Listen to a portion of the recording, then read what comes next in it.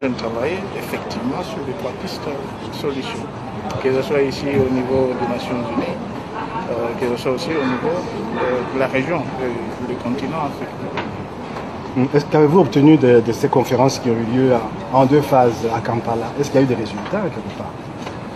Eh bien, c'était tôt de parler des résultats tangibles, mais je crois bien qu'on est sur la bonne voie. Il est prévu, n'est-ce pas, un sommet ici sur place à New York, sommet de la région du Grand Lac, mais ajouter à cela les sommets, enfin, des pays membres de la SADC. L'objectif, atteindre, n'est-ce pas, une paix et une paix durable. Parce que on est nous tous à la recherche de la paix, mais l'objectif final, ce n'est pas seulement la paix pour quoi faire? Pour le développement, la quiétude, le développement de nos pays, principalement la République démocratique du Congo, mais par ricochet, le pays de la région aussi. Avec Hillary Clinton, vous avez rencontré le président Kagame. Est-ce que c'est un pas vers la bonne direction et surtout peut-être ce que nous voulions apprendre de vous, puisque les discours sur la relation de la RDC avec le Rwanda sont très contrastés. Quel est l'état de la relation actuelle de la RDC avec le Rwanda, notamment après cette rencontre avec Hillary Clinton? Écoutez, et à la veille de la conférence? La vérité, elle est têtue. La vérité, c'est qu'on n'a pas de bonnes relations. C'est ça la vérité. On n'a pas de bonnes relations avec nos voisins du Rwanda.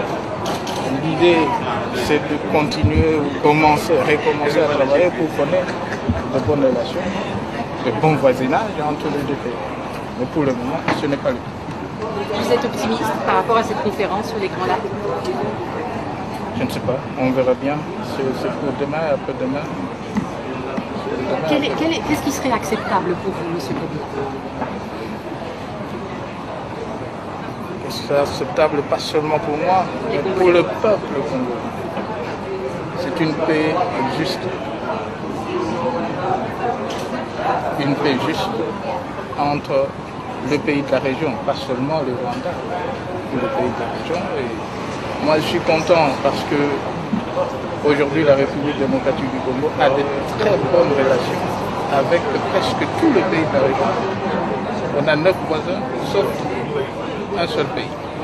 Alors, ce qui sera acceptable pour moi et le peuple congolais, c'est une paix durable pour nous tous. Une question sur un autre registre.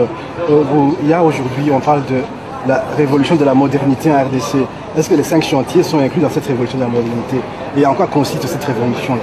La révolution de la modernité, c'est la prolongation, c'est la suite logique de ce qu'on appelle les 5 chantiers de la République. Voilà. Merci beaucoup, que Dieu vous bénisse.